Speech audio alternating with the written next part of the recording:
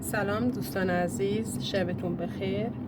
امشب اومدم یه آموزش خیلی راحت کیف برای ایرپاد با هم دیگه ببافیم. امیدوارم که خوشتون بیاد. خیلی راحته و نه از وقت آنچنانی ازتون میگیره و نه اون دشوار هست که کلافتون کنه. خیلی راحت بافته میشه. برای اول کار ما میایم 11 تا زنجیره میزنیم. 1 2 3 1 2 3 4 5 6 7 8 9 10 و 11. ما هیچ وقت زنجیره آخر رو نمی بافیم. میایم سر وقت بعدی و توی زنجیره دهم 3 تا پای کوتاه می بافیم. 1 2 و اینم 3. در زنجیره های بعدی تا انتها در هر زنجیره یه پای کوتاه بافته میشه. این 1 2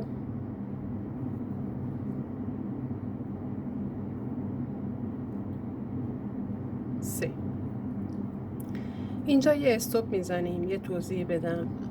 من میخوام این کیفی که میبافم جای سوکتش رو خالی بذارم که اگر کسی خواست ایرپادش رو شارژ کنه دیگه نیازی به این نداشته باشه که ایرپاد رو از کیفش در بیاره و بزنه به شارژ. پس میاییم اینجا یه جای خالی میذاریم برای جای سوکت.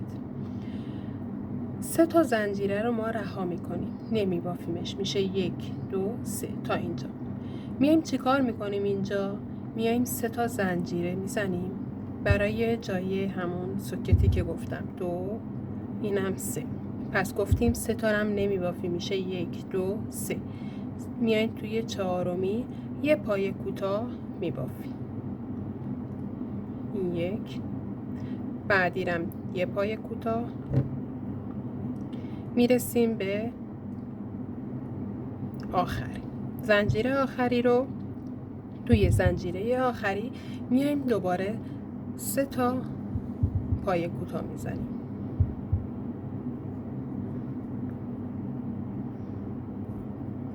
دو و 3. پس چی شد؟ ما 11 تا زنجیره زدیم.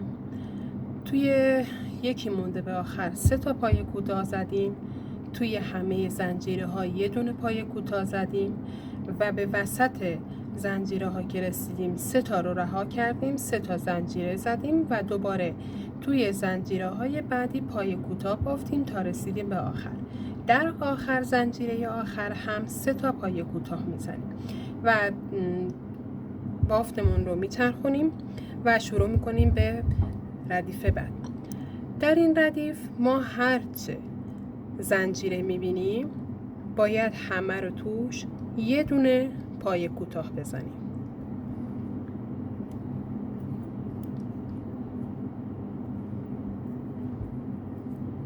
حتی اینجا که جای سوکت هستش هم باید بافت بزنیم. اینم 3.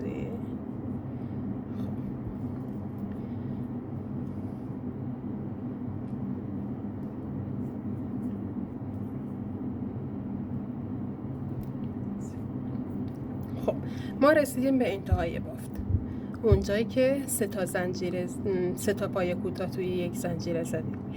از اینجا به بعد ما هر زنجیره‌ای که می‌بینیم توش یه دونه پای کوتاه می‌زنیم، حتی این دور. یعنی دیگه نیازی به این نیست که توی زنجیره ها 2 تا یا 3 تا بزنیم. این واسه چیه؟ این واسه یک کف ایرپادمونه که یه کف داشته باشه که باعث نشه ایرپاد توی کیف نامیزون باشه و بپره بیرون. باید یک کفی داشته باشه که قشنگ ایرپاد روش بشینه. خب ما از اینجا شروع میکنیم به بافتن.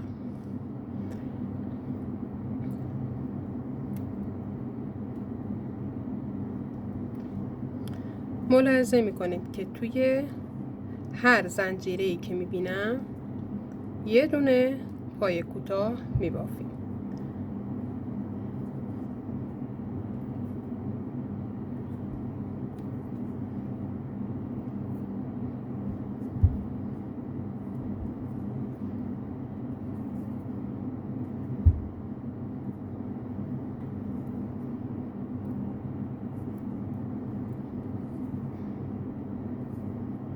رسیدیم به جای اون 3 زنجیره‌ای که برای جای شارژر گذاشته بودیم.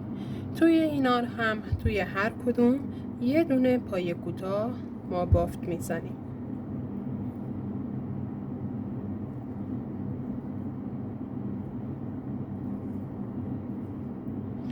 دوستان توجه داشته باشین، اگر دوست ندارین که جای شارژر براشون گذاشته بشه، مثل این ردیف میتونید کلن هر زنجیره‌ای که میبینید توش یه پای کوتاه بزنید. دیگه اینجا بسته میشه و دیگه نیازی به جای شارژر نیست.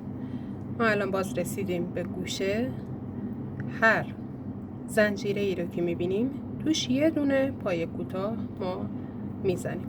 این روند رو ادامه میدیم تا انتها، تا وقتی که کیفی درست بکنیم که کلن ایرپادمون توش جا بگیره. من حالا تا انتها ادامه میدم، حالا وسط راه هم یه مقدار بافت میزنم و بهتون نشون میدم.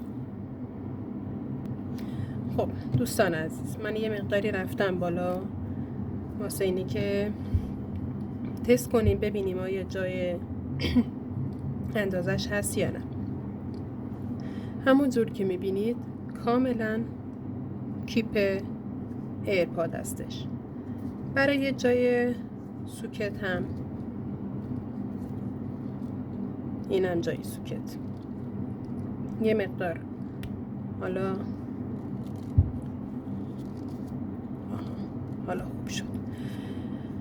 این تا اینجای بافت ما. دقت کنید، دیدیم که کاملا اندازه است و راحت از توش در میاد. شروع میکنیم به ادامه دادن.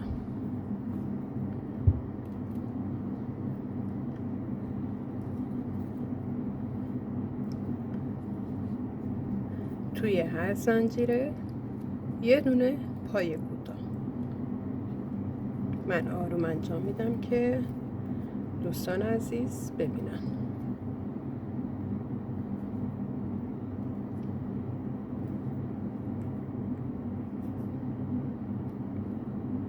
دقت داشته باشید که من روی این یکی بند زنجیره نخو از توش در میارم. توی کل روزنه زنجیره نمی کنم، فقط اینو میگیرم و نخ مکرمم رو از توی اون در میارم. به این روش تا انتها که کیف ما کامل بشه و جوری که ایرپاد توی جا بگیره ادامه میدیم. بعد در خدمتتون هستم. خب ما تا اینجای بافت پیش رفتیم. حالا ایرپاد رو توی کیف میذاریم ببینیم اندازش هست یا نه. خب پس ما تا اینجای ردیف دوباره دور میزنیم، شروع میکنیم به بافت زدن. بعد میریم سراغ مرحله بعدش.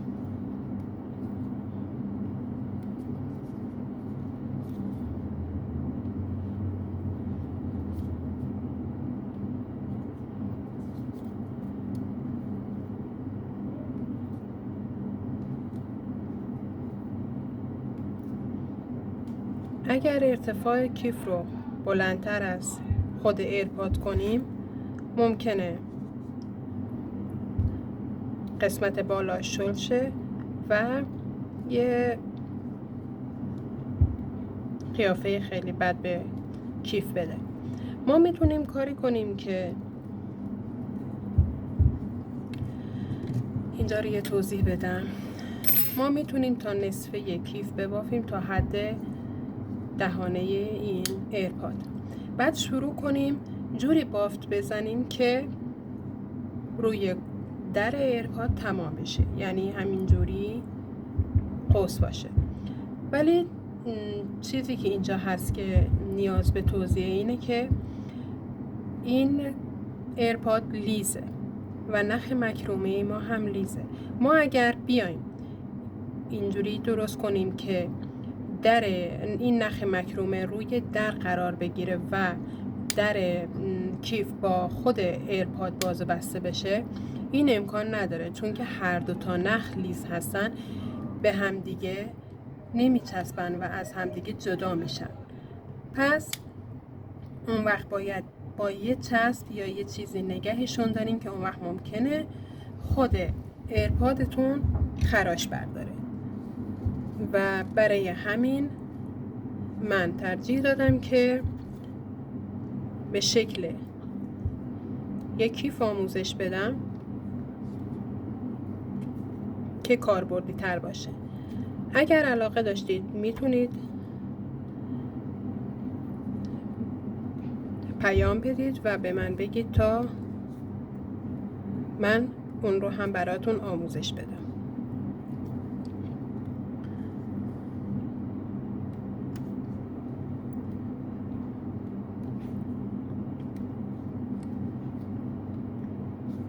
خب ما الان رسیدیم به قسمت در کیف.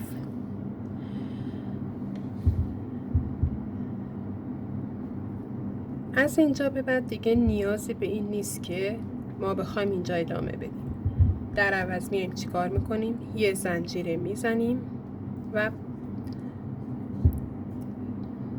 کیفمون رو میچرخونیم و توی زنجیره اولی دقت کنید کیفی که میبافتم این رو نخ رو از توش رد میکردم، ولی الان باید توی شیار زنجیره رد کنیم.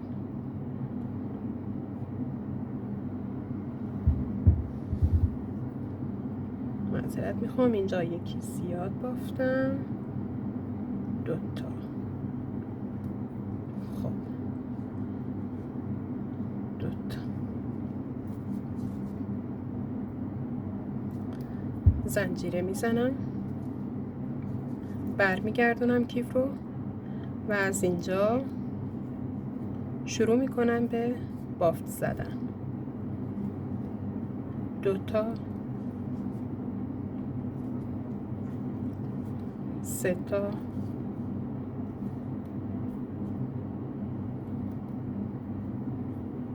4 تا، 5 تا، 6 تا، 7 تا،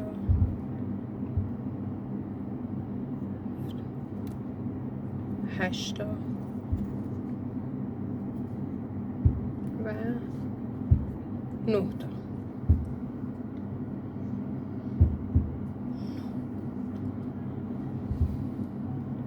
بله، باز دوباره شروع میکنیم به یه زنجیره زدن.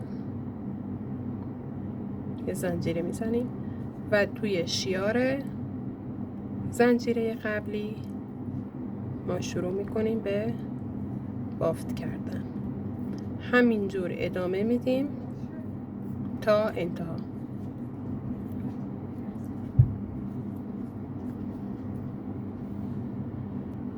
خب دوستان عزیز، الان 1 2 3 4 5 6 7 8 رنج من بافتم.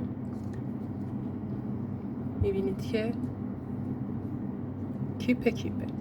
خب ما میایم چی کار میکنیم؟ میایم اینجا دکمه غیبی کوچیک میدوزیم برای اینکه بسته بشه. میتونیم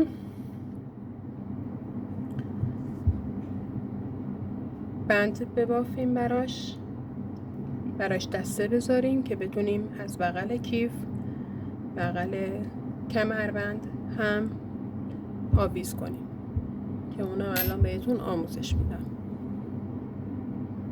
خب ما شروع میکنیم به اتمام کارمون. اینجا میایم و نخ رو رد میکنیم و پشت کارمون گره میزنیم.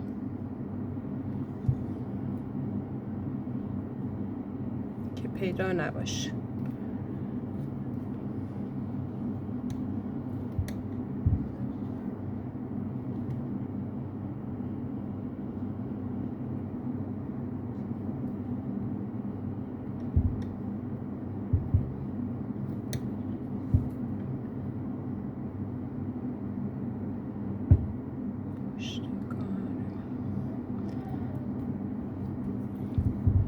خب به اینجا گره میزنیم و بعد با فندک میسوزنیمش که باز نشه. من یکم کوتاه اینو بریدم.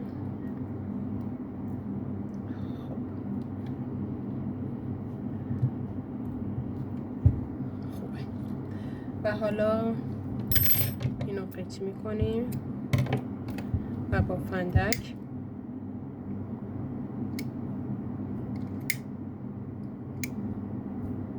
اونو به پشت کار فیکس میکنیم. حالا برای بند کیف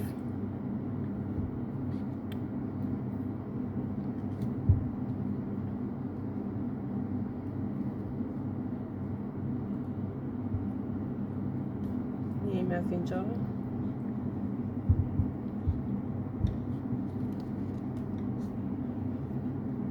فیکس میکنیم کارمون رو.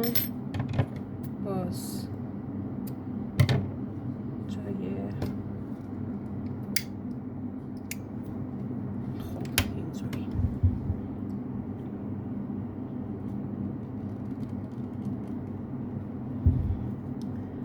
شروع میکنیم به زنجیره زدن.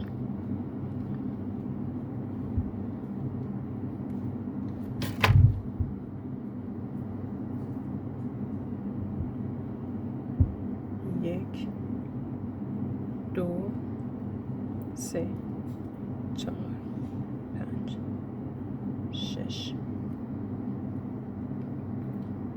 هفت، هشت، نه، ده،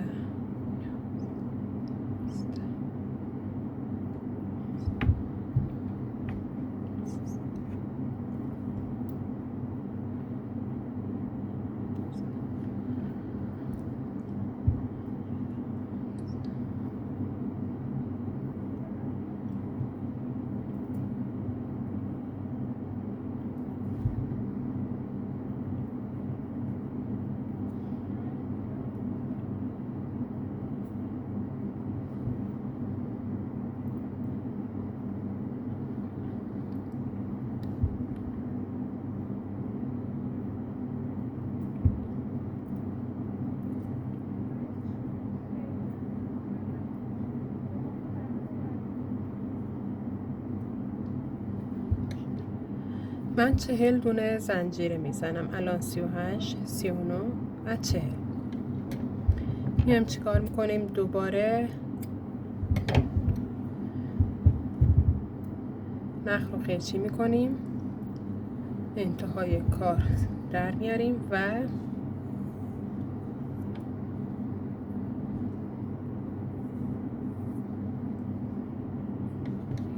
به انتهای کارمون گره میزنیم. باز از همونجا در میاریم.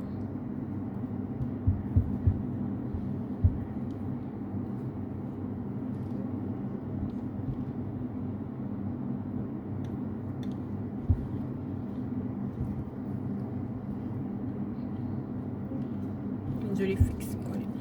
میتونید بند رو از پشت رد کنید اینجوری و در پشت کار گره بزنید و بسوزونید که ردی ازش نمونه.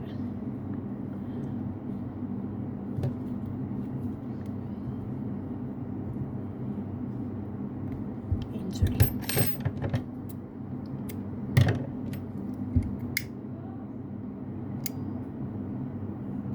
خب این از کار.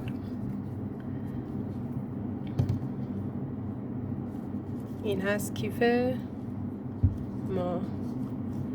امیدوارم خوشتون اومده باشه. این هم جای سوکتشه که گفته بودم. اینجوری حالا ما فقط مونده که دکمه غیبی رو کار بذاریم و دیگه کار تمام. من دوخت رو انجام میدم و به شما نشون میدم.